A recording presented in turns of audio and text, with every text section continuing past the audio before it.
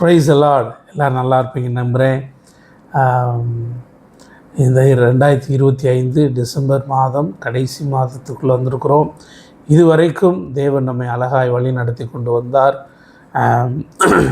எவ்வளோ பிரச்சனைகள், போராட்டங்கள், வீழ்ச்சிகள் எல்லாவற்றையும் நாம் சந்தித்திருந்தாலும் அதன் மத்தியிலும் அவருடைய உண்மையும் அவருடைய அன்பும் அவருடைய வழிநடத்துதலும் நமக்கு குறையவே இல்லை. இதுவரைக்கும் அழகாய் நடத்தினவர் இனி வருகிற புதிய ஆண்டிலும் நம்மை நடத்த அவர் உண்மையிலவராக இருக்கிறார். ஸோ இந்த நாளில் கிறிஸ்துமஸ் எல்லோரும் செலிப்ரேட் பண்ண போகிறோம். ஸோ அதுக்கு முன்பதாக நான் கிறிஸ்துமஸ் அந்த டைமில் கடவுளிடத்துலேருந்து சில வெளிப்பாட்டை கேட்டு அதை பேசுவது என்னுடைய வழக்கம். அது எனக்கும் பிரயோஜனமாக இருக்கும், கேட்கிற அநேகருக்கும் அது ஆசீர்வாதமாக இருந்திருக்கிறது. கடந்த சில தினங்களில் இயேசு கிறிஸ்து பிறந்தார் அப்படின்றது ஒரு பொதுவான செய்தி. அவர் பிறந்ததற்கும் அதை பிறந்ததுனால என்ன நன்மைகள் நமக்கு கிடைச்சிருக்குது, எதற்காக என்ன நோக்கத்திற்காக பிறந்தார் என்று நாம் அறிந்து கொள்ள வேண்டியது அவசியமாக இருக்கிறது. ஒவ்வொரு முறையும் நான் ஒரு வெளிப்பாடை நான் பேசுவேன். இந்த வருஷம் நீங்கள் இந்த கிறிஸ்மஸ் நற்செய்தியின் மூலமாக எங்களுக்கு சொல்ல வேண்டிய காரியம் என்ன அப்படின்னு நான் கேட்பேன். ஸோ ஒரு சில தினங்களில் இயேசு கிறிஸ்து போய் வசித்த வாழ்ந்த எல்லைகளுக்கும் நமக்கும் உள்ள காரியங்களை ஆண்டவர் கொடுத்திருந்தார். ஒரு முறை சில வஸ்திரங்களை கொடுத்ததான வெளிப்பாடு, அவர் பயன்படுத்தின வஸ்திரங்களை கொடுத்ததான காரியங்கள் மூலமாய் தேவன் நம்மோடு பேசியிருக்கிறார். இந்த முறை நான் என்ன பேசணும் அப்படின்னு யோசிச்சபோது, பரிசுத்த ஆவியானவர் என் உள்ளத்திலே ஆழமாய் ஒரு சில காரியத்தை குறித்து இதைத்தான் பேச வேண்டும் என்று சொல்லி என்னை உணர்த்தினபடினால் நான் இதை பேசுகிறேன்.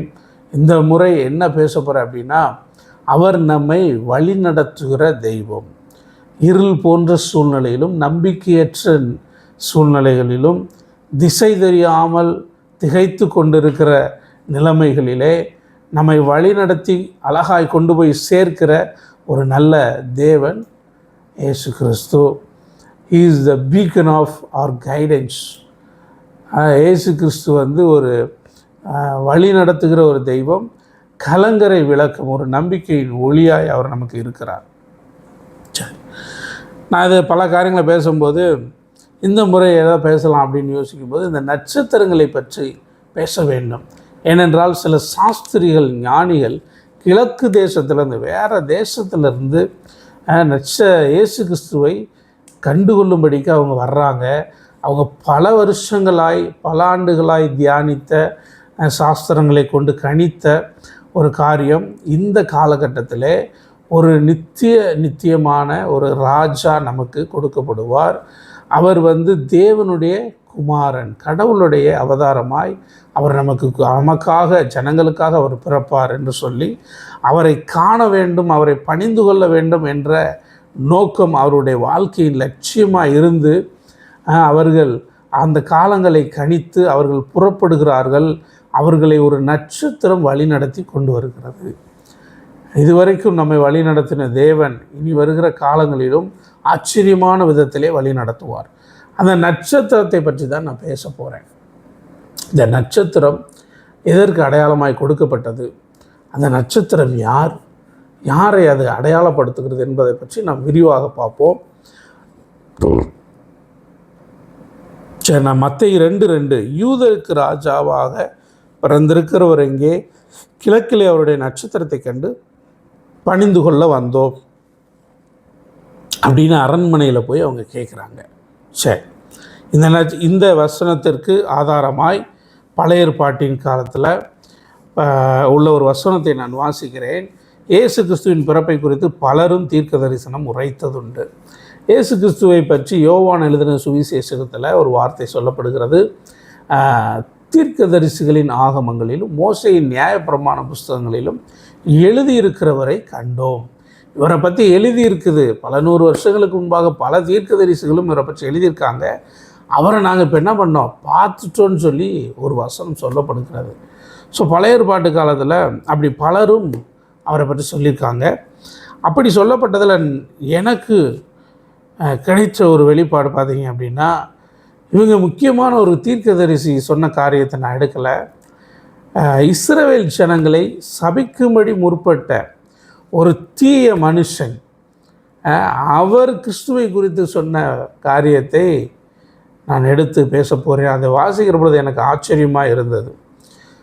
ஓகே, என்னாகமத்தின் புஸ்தகம் 16:17. தேவன் அருளும் வார்த்தைகளை கேட்டு உன்னதமானவர் அளித்த அறிவை அறிந்து சர்வ வல்லவரின் தரிசனத்தை கண்டு தாழ விழும்போது கண் திறக்கப்பட்டவன் விளம்புகிறதாவது அப்படின்னு சொல்லி, அவரை காண்பேன் இப்பொழுது அல்ல, அவரை தரிசிப்பேன் சமீபமாய் அல்ல, ஒரு நட்சத்திரம் யாக்கோபிலிருந்து உதிக்கும், ஒரு செங்கோல் இஸ்ரவேலிலிருந்து எழும்பும், அது மோவாபின் எல்லைகளை நொறுக்கி சேத்புத்திரர் எல்லாரையும் அது நிர்மூலமாக்கும். ஓகே, இந்த நட்சத்திரம் யாக்கோபிலிருந்து என்ன செய்யுமா? உதிக்கும். இஸ்ரவேலிலிருந்து ஒரு செங்கோல் எழும்பும். நட்சத்திரம் எதை குறிக்கிறது அப்படின்னா, ஆளுகையையும் குறிக்கிறது, ஆசீர்வாதத்தையும் அது குறிக்கிறது. ஏன்னா முதல்ல ஆதியாகமம் 1வது அதிகாரத்தில் பூமியின் தேவன் சகல காரியங்களையும் படைக்கிற பொழுது பூமியில் முதலாவது இருள் இருந்தது. அவர் வெளிச்சத்தை உண்டாக கடவுது என்று வெளிச்சத்தை கொடுத்தார். அதுக்கப்புறம் இரவு பகலென்று பிரித்தார். பகலை ஆள ஒரு சூரியனையும் இரவை ஆள ஒரு சந்திரனையும் உண்டாக்கினார், நட்சத்திரங்களையும் உண்டாக்கினார் அப்படின்னு இருக்குது. அப்போ இது எல்லாம் இதோட நோக்கம் என்ன அப்படின்னா, இவைகள் ஆளுகை செய்யும்படிக்கு. வானத்தின் சேனைகள் எப்பயுமே பார்த்திங்கன்னா வான சேனைகள் அப்படின்னு சொல்லுவாங்க. அது ஒரு சந்திரன், ஒரு சூரியன், ஒவ்வொரு காரியங்கள் தான். ஒரு சில கோள்கள் ஒன்று தான் இருக்குது. ஆனால் அந்த நட்சத்திரங்கள் மட்டும் எப்பயுமே ப்ளூரலில் இருக்கும். நட்சத்திரங்களை இதுவரைக்கும் நம்மளால் என்ன செய்ய முடியாது, எண்ணவே முடியாது. கவுண்ட்லெஸ். அது ஒரு பாருங்கள், அபண்டன்ஸ். முதலாவது ஆளுகை, ஒரு அத்தாரிட்டி. ரெண்டாவது ஒரு அபண்டன்ஸ். இது ரெண்டையுமே இந்த நட்சத்திரம் அடையாளப்படுத்துகிறது. யோபு புஸ்தகத்தை எடுத்து பார்த்தோம் அப்படின்னு சொன்னால், சில இடங்களில் நட்சத்திரங்களை பற்றி எப்படி சொல்லப்பட்டிருக்குன்னா, அது ஒரு கூட்டாக இருக்குது. அருமீன் நட்சத்திரத்தின் சுகிர்த சம்பந்தங்களை இணைப்பாயோ, மிருக சீரிஷத்தின் கட்டை அவிழ்ப்பாயோ அப்படின்னு இருக்குது. இவையெல்லாம் கூட்டு நட்சத்திரங்களாக இருக்குது. ஸோ அப்படி இருக்கும்போது பலவிதமான நட்சத்திரங்களை தேவன் உண்டாக்கினார், அவைகளுக்கு பெயரிட்டு அழைக்கிறார் அப்படின்லாம் வேதாகமம் நமக்கு ஆதாரமாய் சொல்லுகிறது. ஸோ இந்த இடத்துல இதை சொன்ன பீலேயாம் என்கிற ஒரு மனுஷன், அதை பற்றி நம்ம பார்த்துருவோம். இஸ்ரேல் ஜனங்கள் எகிப்தில் அடிமையாக இருந்தாங்க. அங்கிருந்து அவர்கள் விடுவிக்கப்பட்டு தேவன் அவர்களை அழகாய் வழி நடத்தி கொண்டு வருகிறார். ஒவ்வொரு எல்லைகளுக்குள்ளே அவர்களை எகிப்திலிருந்து விடுதலையாக்கி வாக்குத்தத்தம் பண்ணினார். ஒரு கானான் தேசத்தை வாக்குத்தத்தம் பண்ணி, ஒரு ஆசீர்வாதம் உள்ள தேசம், பாலும் தேனும் ஓடுகிற தேசம், அந்த தேசத்தை உங்களுக்காக நான் வச்சிருக்கேன்னு சொல்லி அந்த ஜனங்களை அழைத்து கொண்டு வருகிற வழியில் அநேக ராஜாக்கள் தடுக்கிறார்கள். அவர்களெல்லாம் அவங்க ஜெயிக்கிறாங்க. அநேக ராஜ்யங்களை யுத்தம் பண்ணி ஜெயிச்சு அவங்க முன்னேறி வருகிற பொழுது, இந்த கடைசி எல்லை, அவங்க இஸ்ரேல் தேசத்துக்குள்ளே, அந்த கானான் தேசத்துக்குள்ளே போகிறதுக்கு முன்னாடி அவங்க சந்தித்த கடைசி எல்லை தான் இந்த மோவாப் தேசம். இதை தாண்டிட்டால் அடுத்த ஆசீர்வாதம். ஆனால் அங்கே அவங்க ஸ்ட்ரக்காகி நிற்கிறாங்க. அங்கே போராட்டம் அதிகமாக இருக்குது. ஆனால் ஏன் அப்படின்னா, அந்த தேசத்தை சேர்ந்த பாலாக் என்கிற ராஜா அவன் என்ன செய்கிறான் அப்படின்னா, அவங்களை சபிக்கும்படிக்கு பணம் கொடுத்து ஒரு துஷ்ட மனுஷனை அழைக்கிறான். அவன்தான் இந்த பீலேயாம். கூலி வாங்கி கொண்டு இவன் என்ன பண்ணுறான், அந்த ஜனத்தை சபிக்கும்படி வருகிறான். சில எல்லைகளில் இருந்து அவர்களை சபிக்கும்படி முற்படுகிறான். அப்போ முற்படும் போது அவனால் சபிக்கவே முடியலை.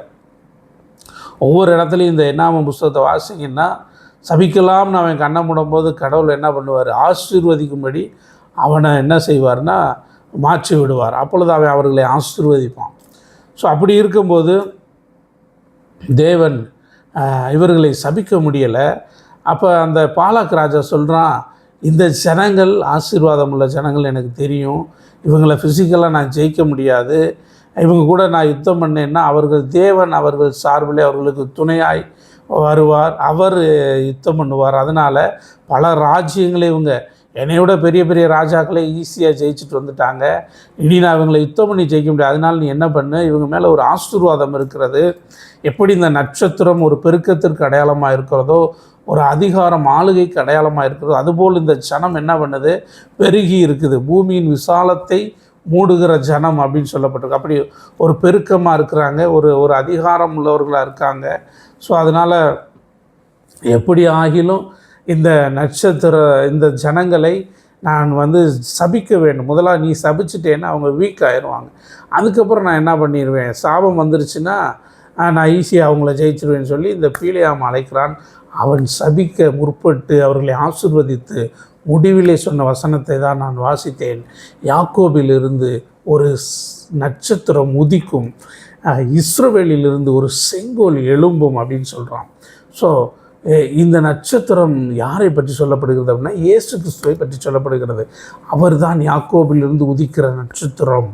அவர் ஆசீர்வாதத்திற்கும் அடையாளமானவர், ஆளுகைக்கும் நித்திய ஆளுகைக்கும் அடையாளமானவர் அப்படின்னு சொல்கிறான். சரி, இந்த மோவாப் எல்லையை நொறுக்கி அப்படின்னு இருக்குது. இந்த மோவாபுடைய தன்மையை நம்ம பார்த்தோம். கூலி வாங்கி கொண்டு ஜனங்களை சபிக்க முற்படுகிறவன்.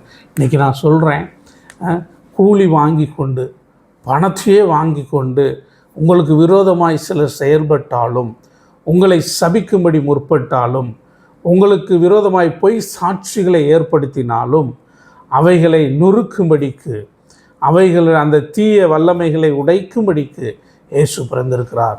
அப்படிப்பட்ட சூழ்நிலைகளை உடைத்து, நீங்கள் திகைத்து நிற்கிற நிலைமைகளை உடைத்து, தடைகளை உடைத்து உங்களை இதுவரைக்கும் வழிநடத்தினவர் இனிமேலும் அழகாய் வழிநடத்தி மோவாப் போன்ற சூழ்நிலைகளிலிருந்து, எல்லைகளிலிருந்து உங்களை வெளியே கொண்டு வர அவர் உண்மையுள்ளவர். அவர் அதற்காகவே பிறந்திருக்கிறார். ஆமென். சரி, இந்த செங்கோல் ஆளுகைக்கு அடையாளம். ஒவ்வொரு ராஜாவும் தன் கரத்திலே ஒரு செங்கோலை வைத்திருப்பார்கள். அது அவர்களுடைய ஆளுகையை குறிக்கிறது. ரைட்டு. புதிய ஏற்பாடு காலத்தில் வந்தோன்னா இந்த நட்சத்திரம் யாக்கோபிலிருந்து உதிக்கும் அப்படின்னு பார்த்தோம். நியூ டெஸ்டமெண்ட் காலத்தில் வந்தோன்னு சொன்னால் அந்த ஒரு நட்சத்திரம் இந்த சாஸ்திரிகளை அவர் அழகாய் வழி நடத்தி கொண்டு வந்து சேர்க்கிறது. ஆனால் அவங்க செஞ்ச சில தவறுகளை நான் சொல்லுகிறேன். மறுபடியும் அவர்களை எப்படி தேவ திட்டத்திலே தேவன் கொண்டு வந்தார், அவருடைய அன்பும் அவருடைய வழி நடத்துதலும் அவர்களுக்கு எப்படி முடிவு வரைக்கும் இருந்தது என்பதை நாம் பார்க்க போகிறோம். இப்போ இவங்க கிழக்கு தேசங்கள் அப்படின்றது ஞானிகள் என்ன சொல்கிறாங்க அப்படின்னா, அரபு தேசம், இந்தியா, எத்தியோப்பியா, அப்படி பலதரப்பட்ட தேசங்கள்லேருந்து தான் இந்த ராஜாக்கள் ஒன்று சேர்ந்து இந்த சாஸ்திரிகள் இணைந்து வந்திருக்க வேண்டும் அப்படின்னு சொல்லி ஆராய்ச்சியாளர்கள் சொல்கிறாங்க. இப்படி ஒன்று சேர்ந்து பல தேசங்கள்லேருந்து இஸ்ரேல் தேசம் வரைக்கும், பெத்லகேம் என்னும் ஊர் வரைக்கும் அவர்களை வழிநடத்தி கொண்டு வந்தது அந்த நட்சத்திரம். அங்கே வந்த உடனே அவர்களுடைய சுய ஞானத்தினால என்ன செய்கிறாங்க, ஒரு ராஜா பிறப்பார் அப்படின்னா அவர் எங்கே பிறப்பார், இந்த ஊருக்கு வந்துட்டோம், இதுக்கு மேல் ராஜாவை நட்சத்திரம் நமக்கு வழிநடத்த வேண்டிய அவசியம் இல்லை, நமக்கே தெரியும் அவர் அரண்மனையில் தான் ராஜா பிறக்க வேண்டும் என்று சொல்லி தங்கள் சுய புத்தியினாலே செயல்படுகிறார்கள். எவ்வளோ பெரிய ஞானிகளாக இருந்தாலும் சரி, படிப்பறிவு குறைவானவர்களாக இருந்தாலும் சரி, எல்லாருக்குமே தேவ ஆலோசனை முடிவு பரியந்தம் அவசியம். இன்றைக்கு பலரும் இயேசுவினிடத்தில் வருகிறார்கள். அவர்களுக்கு ஏதோ ஒரு தேவை, எனக்கு ஒரு வியாதி சுகமாக வேண்டும், என் கடன் பிரச்சனை தீர வேண்டும், எனக்கு ஒரு நல்ல வேலை கிடைக்க வேண்டும், என் பிள்ளைகளுக்கு நல்ல ஒரு படிப்பு, நல்ல ஒரு காலேஜில் இடம் கிடைக்கணும், திருமணம் நடக்க வேண்டும், பிள்ளை பிறக்க வேண்டும், இப்படி ஏதோ ஒரு காரியத்திற்காக வருகிறார்கள். இது நிறைவேறின உடனே இனி எங்கள் வாழ்க்கையை நாங்கள் பார்த்துக்கொள்கிறோம், நாங்கள் திருமணத்துக்காக காத்திருந்தோம், முடிஞ்சிருச்சு, இனி நாங்கள் பார்த்துக்கிறோம், ஒரு பிள்ளைக்காக காத்திருந்தோம், அற்புதமாய் தேவன் பிள்ளையை கொடுத்து விட்டார், நல்லது, இனி அதை வளர்க்குற காரியங்கள் மற்ற எல்லாவற்றையும் நாங்கள் பார்த்துக்கிறோம் என்று சொல்லி தங்கள் சுய ஞானத்தினாலே வழிமாறி போய்விடுகிறார்கள். அப்படித்தான் இந்த சாஸ்திரிகள் வழி விலகி போனார்கள். போய் அரண்மனைக்கு போனதுனால என்ன ஆயிடுச்சு அப்படின்னா, அங்கே சில பிரச்சனைகள் உண்டாயிருச்சு.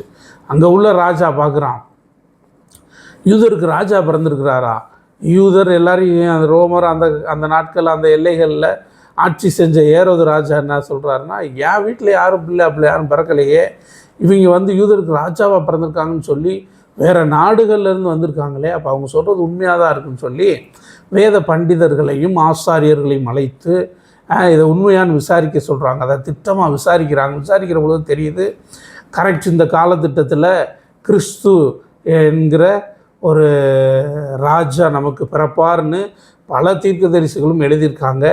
அதை தான் இவங்க கணிச்சு வந்திருக்கிறாங்கன்னு சொல்லி அவர்களும் அதை உறுதிப்படுத்துகிறாங்க. உடனே என்ன பண்ணுறான், ஒரு சற்பனையான ஒரு ஆலோசனை, ஒரு தீய ஆலோசனை. எப்படி பீலேயாம் சபிக்கும்படி ஆலோசனை செய்தானோ அதே போல் இவன் இந்த பிள்ளையை அழிக்கும்படிக்கு, நமக்கு ஈவாய் நன்மையாய் கொடுக்கப்பட்ட அதை அழிக்கும்படிக்கு, ஆசீர்வாதத்தையும் அதிகாரத்தையும் அழிக்கும்படிக்கு என்ன பண்ணுறான் அப்படின்னா, நீங்கள் போய் பிள்ளையை கண்டுபிடிங்க, நீங்கள் பணிந்து கொண்டதுக்கப்புறம் நீங்கள் என்ன பண்ணுங்கள், எனக்கும் சொல்லுங்கள், நானும் பணிஞ்சுக்கிறேன் அப்படின்னு சொல்லி இவனுடைய உள்நோக்கம் அந்த குழந்தையை அழிக்க வேண்டும் என்பது. ஸோ அப்படி சொல்லி அனுப்புகிறான். இந்த தீய நோக்கம் இவர்களுக்கு தெரியாததுனால மறுபடியும் குழந்தையை தேடி போகிறாங்க. இவங்களுக்கு பல குழப்பம். நம்மளை வேறு தேசத்துலேருந்து இங்கே வரைக்கும் வந்துட்டோம், இங்கே வந்ததுக்கப்புறம் குழந்தையை காணோமே, ஒருவேளை இது உண்மையா இல்லை இது பொய்யா அப்படின்னு சொல்லி குழம்பி நிற்கிறாங்க. அப்படி நிற்கிற நேரத்தில் பார்த்திங்கன்னா அவர்கள் கிழக்கிலே கண்ட நட்சத்திரம், அந்த கிழக்கிலே அவங்க பார்த்து வழி நடத்திட்டு வந்த அந்த நட்சத்திரம் மறுபடியும் அவர்களுக்கு தென்படுகிறது. இன்றைக்கி நான் சொல்கிறேன், ஒருவேளை நீங்கள் தேவ திட்டத்தை விட்டு நீங்கள் பிரிஞ்சு வெளியே போயிருந்தீங்கன்னா, உங்கள் சுய ஞானத்தினாலே சில காரியங்களை நீங்கள் இழந்து போயிருந்தீங்கன்னா, தவறுதலாய் போய் நாங்கள் சிக்கிக்கொண்டோம் என்று சொல்லி நீங்கள் தவித்து கொண்டிருந்தீங்கன்னா, இன்றைக்கி நான் சொல்கிறேன், மறுபடியும் உங்களுக்கு தெய்வீக ஆலோசனை கிடைக்கும். மறுபடியும் இந்த இயேசு உங்களை தேடி வருவார். எப்படி அவர் ஆரம்பத்தில் உங்களை கரம் பிடித்து தூக்கி இதுவரைக்கும் வழி நடத்தி உங்களை கொண்டு வந்தாரோ, அந்த தேவன் மறுபடியும் உங்களுக்கு தென்படுவார். அந்த நட்சத்திரம் எது வரைக்கும் கொண்டு போகுதுன்னா, பிள்ளை இருந்த ஸ்தலத்திற்கு மேல் நிற்கும் வரைக்கும் அவர்களுக்கு முன் சென்றது. ஒரு காரியத்தை பாருங்கள், அந்த குழந்தை இருக்கிற வீடு வரைக்கும், அந்த பிள்ளை இருக்கிற இடம் வரைக்கும் அந்த நட்சத்திரம் அவர்களை வழி நடத்தி விட்டது. தேவனுடைய நடத்துதலும் ஆலோசனை இப்படி தாங்க இருக்கும். முடிவு பரியந்தம் அவர் நம்மை நடத்த உண்மை இல்லவர். ஏதோ கொஞ்ச நாள் நடத்திட்டு கைவிட்டுட்டு போகிற ஒரு தேவன் அல்ல, கடைசி வரைக்கும் உங்களை நடத்துகிறவர் தான் இந்த இயேசு கிறிஸ்து. சரி, இந்த நட்சத்திரத்தை கிழக்கு தேசத்தில் பார்த்தம்போது அவர்களுக்கு பெருசாக சந்தோஷம் இல்லை. அது அவர்களை வழிநடத்தி கொண்டு வருகிற பொழுது அவங்களுக்கு பெருசாக சந்தோஷம் இல்லை. பெத்லகேமில் கொண்டு விடுகிற பொழுதும் அந்த நட்சத்திரத்தை குறித்ததான சந்தோஷம் அவர்களுக்கு பெருசாக தெரியலை. ஆனால் பாருங்கள், அவர்கள் கிழக்கிலே கண்ட நட்சத்திரம் பிள்ளை இருந்த ஸ்தலத்திற்கு மேல் நிற்கும் வரைக்கும் அவர்களுக்கு முன் சென்றது. முன் செல்கிற வரைக்கும் அதன் விசேஷம் அவர்களுக்கு தெரியலை. அவர்கள் அந்த நட்சத்திரத்தை கண்டபோது, இந்த பிள்ளை இருந்த இடத்துக்கு நின்றதுக்கு அப்புறம் மறுபடியும் அந்த நட்சத்திரத்தை பார்க்குறாங்க. அப்பொழுது அவர்களுக்கு மிகுந்த ஆனந்த சந்தோஷம் அடைந்தார்கள். பாருங்கள், மிகுந்த ஆனந்த சந்தோஷம்.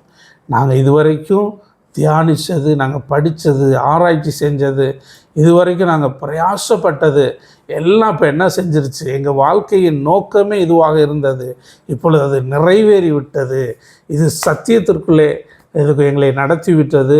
நாங்கள் கேள்விப்பட்டது, நாங்கள் தியானித்தது, நாங்கள் வாசித்தது, இது எல்லாம் இன்றைக்கி என்ன செஞ்சிருச்சு, எங்கள் கண்கள் காணும்படி நடந்து விட்டது என்று சொல்லி அந்த நட்சத்திரத்தை குறித்து மிகுந்த ஆனந்த சந்தோஷம் அடைந்தார்கள். பிள்ளையையும் போய் பார்த்து இவர்கள் கொண்டு வந்திருந்த சில பரிசு பொருட்களை கொடுத்து விட்டு அந்த பிள்ளையை பணிந்து கொண்டு அவங்க ரொம்ப சந்தோஷமாக இருந்தாங்க அப்படின்னு சொல்லப்பட்டிருக்குது. ஸோ இது மாதிரி தான் தேவன் உங்களுக்கு வாக்கு பண்ணினது, அவர் உங்களை நம்ப பண்ணின காரியங்கள், இவைகளை எல்லாம் அவர் நிறைவேற்றி தீர்க்கும் வரைக்கும், உங்கள் கண்கள் அவைகளை காணும் வரைக்கும் இந்த நட்சத்திரம் எப்படி அவர்களை வழிநடத்தினதோ அதே போல் விடிவெளி நட்சத்திரமாகிய இயேசு கிறிஸ்து உங்களை வழிநடத்துவார். வெளிப்படுத்தின விசேஷத்தில் சொல்லப்பட்டிருக்கு, நானே தாவீதின் வேரும் சந்ததியுமாக இருக்கிறேன், பிரகாசமுள்ள விடிவெளி நட்சத்திரமாக இருக்கிறேன்னு சொல்லி தம்மை ஒரு நட்சத்திரமாக அவர் சொல்லுகிறார். அதுபோல் இவர் இந்த நட்சத்திரமாக இருந்து முடிவு பரியந்தம் நீங்கள் கேள்விப்பட்டவைகளை வாசித்தவைகளை உங்கள் கண்கள் காணும்படிக்கு அவர் செய்வார். ஆமென். ஸோ அதுக்கப்புறம் பார்த்தீங்க அப்படின்னா, அதுக்கப்புறம் ஒரு நடந்த சம்பவம், மிகவும் முக்கியமான ஒரு காரியம், என்னை மிகவும் ஆச்சரியத்திற்குள்ளாக்கின ஒரு காரியத்தை நான் உங்களோடு பகிர்ந்து கொள்ளுகிறேன். இயேசு கிறிஸ்துவை பெற்றெடுத்த, மாம்ச பிரகாரமாய் பெற்றெடுத்த தாய் தகப்பன் மரியாள், யோசேப்பு. யோசேப்புக்கு தேவதூதன் பிரதீட்சமாய் தோன்றி நீ ஒரு குமாரனை பெறுவாய் அப்படின்னு சொல்லி பரலோகம் ஒரு தூதனை அனுப்பி சில காரியங்களை மரியாளுக்கு வெளிப்படுத்தினது. சரி, திருமணத்துக்கு முன்பதாக இந்த அம்மா கன்சீவ் ஆகிட்டாங்கன்னு சொல்லி திருமணம் பண்ண போகிற அந்த யோசேப்புக்கு கணவனுக்கு தெரிய வருகிற பொழுது அவர் என்ன நினைக்கிறாருன்னா, அவர் ஒரு நீதிமானாக இருந்தபடினால இந்த அம்மாவை என்ன செய்யலாம், வெளிப்படையாக எதையும் நம்ம அந்த அம்மாவை சொல்லி மனசை கஷ்டப்படுத்த வேண்டாம், ரகசியமாக இவங்களை நோ சொல்லிடலாம் அப்படின்னு சொல்லி அவர் யோசிச்சுக்கிட்டு இருக்கும்போது அவருக்கு சொப்பனத்தில் ஒரு தூதன் தோன்றி இது என்ன சொல்கிறாரு, இது தேவனுடைய அருளால் இந்த அம்மா வந்து கர்ப்பமாக இருக்காங்க, இவங்க ஒரு குமாரனை பெற்றெடுப்பாங்க, இயேசு என்று அவங்களுக்கு பேரிடணும், அவர் வந்து ஒரு தேவகுமாரன் அப்படின்னு சொல்லி வெளிப்பாடு பண்ணி நீ அவங்க அந்த அம்மாவை என்ன செய்ய சேர்த்துக்கப்பா அப்படின்னு சொல்லி ஒரு தூதன் வெளிப்படுத்துகிறார். கிறிஸ்து பிறந்த உடனே மேய்ப்பர்கள் இடத்துல ஒரு தூதன் தோன்றி இந்த நற்செய்தியை அறிவிக்கிறான். ஸோ இப்படி பலருக்கும் தேவ தூதன் வெளிப்பட்டு இருக்கிறார் பரலோகத்திலிருந்து ஒரு செய்தியை கொடுக்க. ஆனால் பாருங்கள், இந்த நட்சத்திரத்தை பின்பற்றி வந்த இந்த சாஸ்திரிகளுக்கு பிள்ளையை பார்த்த உடனே ஒரு வசனத்தை வாசிக்கிறேன், மத்தேயு 2:12. பின்பு அவர்கள் ஏரோதினிடத்திற்கு போக வேண்டாம் என்று சொப்பனத்தில் தேவனால் எச்சரிக்கப்பட்டு வேறு வழியாய் திரும்பி போனார்கள். பார்த்தீங்களா, இந்த ஆலோசனையின்படி வந்தவர்களுக்கு தூதன் அல்ல, தேவனே அவர்களை எச்சரித்திருக்கிறார். தேவனுடைய ஒரு வெளிப்பாடு, ஒரு எச்சரிப்பு அவர்களுக்கு கிடைத்திருக்கு. எவ்வளோ ஒரு பாக்கியம் பாருங்கள். இன்றைக்கி அதுபோல் இந்த நட்சத்திரமாகிய இயேசு கிறிஸ்துவனுடைய வார்த்தையின்படி, அவருடைய ஆலோசனையின்படி நீங்கள் வந்து நடப்பீங்க, அந்த வார்த்தையை கனம் பண்ணி அதை பின்பற்றுவீர்கள் என்று சொன்னால் நிச்சயமாய் உங்களுக்கு தூதனுடைய ஆலோசனை அல்ல, தேவனுடைய ஆலோசனையும் எச்சரிப்பும் கடைசி பரியந்தமும் சந்ததி சந்ததியாய் உங்கள் குடும்பத்தில் அது வெளிப்படும். நான் இந்த கிறிஸ்மஸ் தேவன் உங்களை வழிநடத்தி கொண்டு போய் சேர்க்கிறவர் மட்டுமல்ல, உங்களுக்கு ஆலோசகராய் இருந்து முடிவு பரியந்தம் உங்கள் சந்ததிகளையும் அவர் நடத்துகிறவரும் எச்சரிக்கிறவரும் ஆசீர்வதிக்கிறவருமாய் இருப்பார். எப்படி இந்த நட்சத்திரம் ஒரு ஆசீர்வாதத்திற்கும் ஒரு ஆளுகைக்கும் அடையாளமாக இருக்கிறதோ, அதுபோல் உங்கள் வாழ்க்கையிலும் தேவன் ஒரு ஆசீர்வாதத்தையும் ஒரு பெருக்கத்தையும் ஒரு ஆளுகையும் தந்து உங்களை ஆசீர்வதிப்பார். அபண்டன்ஸ் அண்ட் அத்தாரிட்டி அது உங்களுக்கு உரியதாய் மாறற்றும். கர்த்தர் இந்த கிறிஸ்மஸ் மூலமாய் உங்களுக்கு இந்த வருட முடிவுக்குள்ளே அவர் சொன்ன நன்மைகளை நிறைவேற்றுவாராக. நீங்கள் நம்புனீங்கன்னா நிச்சயம் உங்கள் வாழ்க்கையில் நடக்கும். ஆமென். God bless you. இயேசு கிறிஸ்துவே அந்த விடிவெள்ளி நட்சத்திரம், அவரே உங்கள் வாழ்க்கையில் பிரகாசமாக இருக்கட்டும். நட்சத்திரத்தோட தன்மை, விடிவெள்ளி நட்சத்திரம் என்று சொன்னால் சூரியன் உதிக்கிறதற்கு முன்பதாக தோன்றும். அந்த அதிகாலையில் இருட்டோடு எழுந்து பார்த்தீங்க அப்படின்னா ஒரு மார்னிங் ஒரு ஷைனிங் ஒரு பிரைட் ஸ்டார் ஒன்று தெரியும். அதுபோல் அது என்ன செய்யுது அப்படின்னா உலகத்துக்கு வழக்கமாக வருகிற வெளிச்சத்தை விட முந்தி கொண்டு உங்களை வழி நடத்துகிறதற்கு அது துணை நிற்கிறது, அது வெளிப்படுகிறது. அதுபோல் இந்த உலக ஆலோசனைகள், உலக ஆசீர்வாதங்கள், உலகத்தினால் வருகிற நன்மைகள் உங்களை வந்து அடைகிறதற்கு முன்பதாக பரலோகத்திலிருந்து இந்த விடிவெளி நட்சத்திரமாகிய இயேசு கிறிஸ்துவின் ஆசீர்வாதத்தின் நிறைவு உங்களை முந்தி வந்து உங்களை சந்திக்க நான் செபித்துக் கொள்கிறேன். கர்த்தர் ஆசீர்வதிப்பார். எப்படி அந்த நட்சத்திரம் அவர்களை வழிநடத்தினதோ அப்படியே இந்த கிறிஸ்து உங்களை நடத்துவாராக, ஆசீர்வதிப்பாராக. God bless you. Happy Christmas and advance happy new year. God bless you all.